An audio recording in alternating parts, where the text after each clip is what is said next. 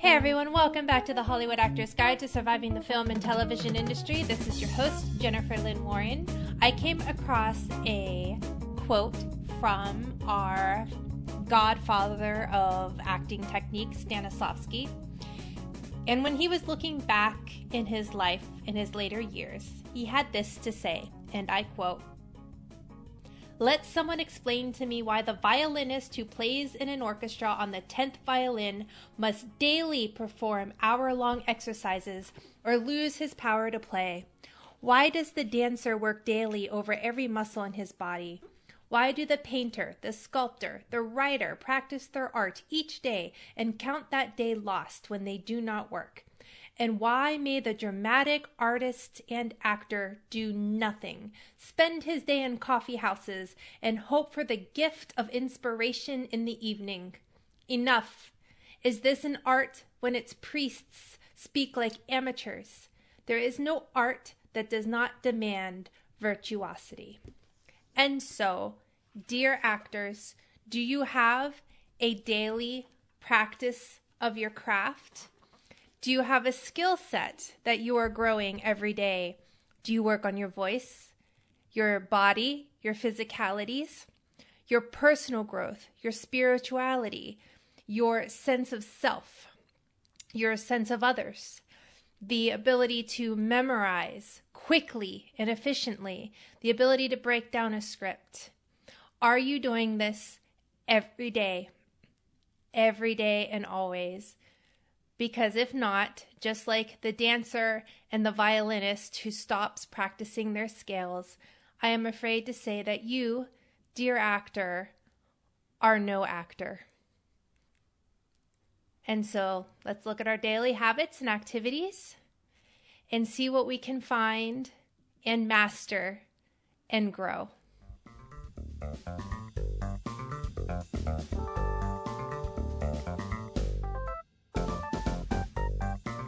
There are archetypes and there are stereotypes when it comes to character creation. And many times when I'm working with an actor, they're playing the stereotype instead of the archetype because they think that because they are playing the hero that they know who and what this hero is. So they're looking at the hero and they're playing a warrior, and warriors are still often linked to masculinity.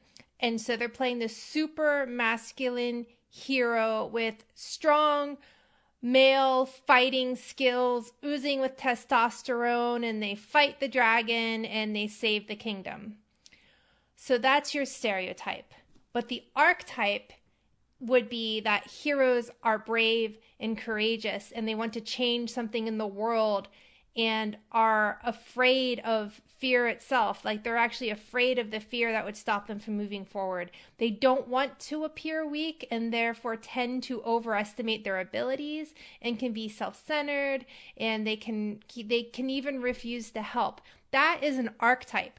That is a juicy, delectable, delicious thing that you can play as an actor. Maybe you come across a character that is a rebel.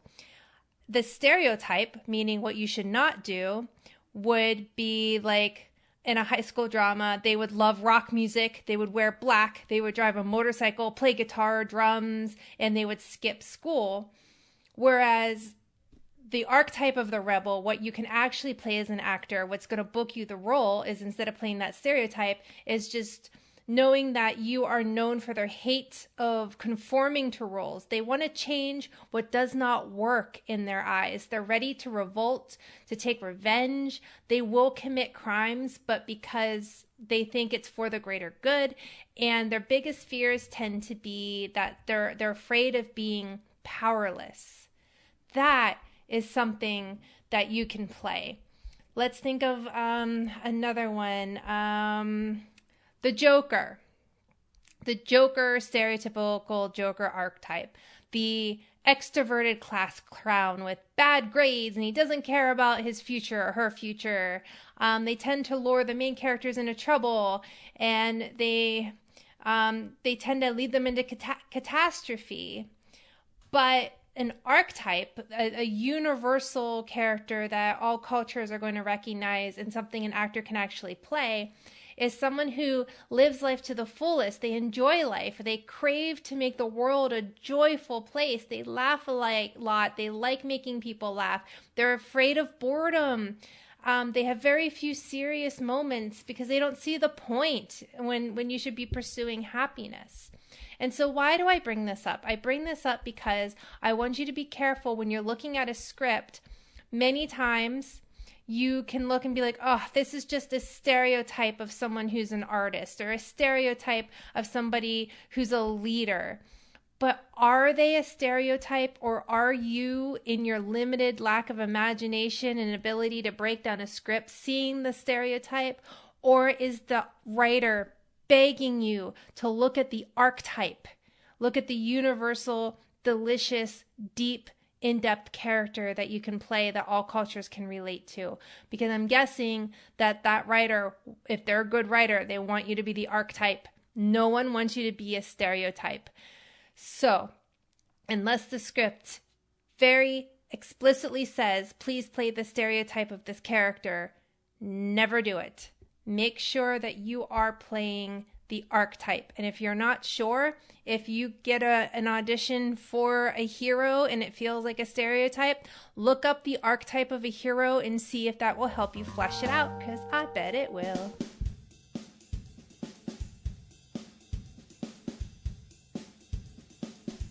By the way, this episode is brought to you by WeAudition.com. WeAudition, that is the place you go to if you need a reader for a scene and you have an audition. That's the place you can go to if you need a coach, or to get off book and to run lines, or to go to if you want to make some extra cash helping other people when they tip you, or you can charge, but most people do it for free and then ask for tips, and you can make a little cash on the side.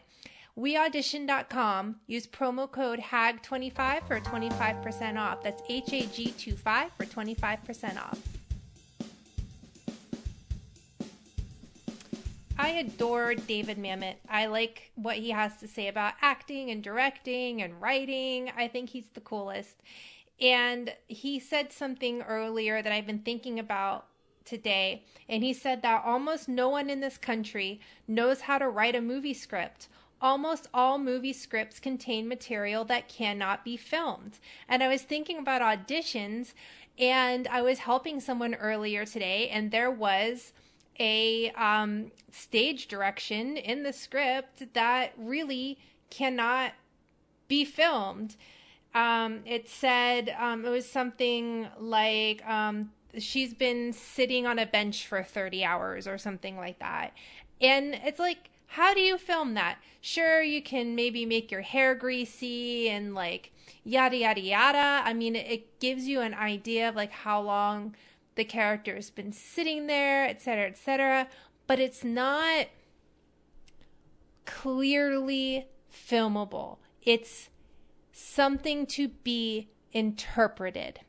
And so as an actor, when you get one of these unfilmables, and you will run into millions of them in your acting career when you're preparing for a character, you know, like she's sitting there as if there's a bee constantly buzzing in front of her face. Well, obviously you can't put a bee in front of your face. And if you actually imagine that, the casting would probably be like, why are you moving your head like that? Why are you swatting? Like, what are you doing? Because the writer is trying to get an intent across to you. They're not actually telling you what they want filmed. And I would even go so far as to say that even goes to like when it says the characters stopped at the door and they turn and they give the other character a dirty look. That is the writer conveying what they're picturing in their head to create the mood, but that's such a cliche thing that there are a million other things you can do in that moment in the scene to show your displeasure and dissatisfaction with that other character that is going to be so much more playable on camera than figuring out how to get up from your seat and go to a door and glance back while trying to shoot something for your self-tape, because that's frustrating and annoying. interpret it, because you know what? The director is going to interpret it, and so is the editor. The movie that you are reading in your audition is not the movie that's going to come out in theaters. It never is. And it's interesting that everybody knows that everybody in the process is going to change things. Even directors and writers know that actors are going to change things. When we give a role to an actor, especially an A-lister, we expect notes back from them on dialogue changes they want to make, lines they want taken out, scenes they want changed or rewritten. It's expected. When the writer sells a script, it's expected that the director is going to do what's called a director's pass, and the director is going to rewrite the script. The producer may even rewrite the script. The editor is going to change scenes around, and they're going to cut out dialogue that's not working. Everybody is involved in the rewriting process. And why it seems to stop with the actor in the audition confounds me. And so I think that when you're being asked for 2 takes of an audition, it really is kind of like, give us the take that's on the page that probably isn't working, but it's the great equalizer for everyone in their audition.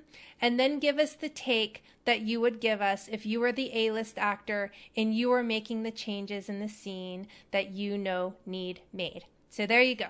Empower yourselves with that in your next audition. If you have any questions, you can email me at hollywoodactorsguide@gmail.com. And you can find me on the Instagram and all that other stuff. You guys know the drill. Do what all podcasters ask. Leave a 5-star review. It really helps people to find us. We have great listeners. We're getting about 1,000 downloads per episode, but I would love to grow this out to a larger community, because the bigger we are, the more we can help each other. Well, that's all I have for you today. Thank you so much for listening every week. Break a leg out there, and remember, you are not alone.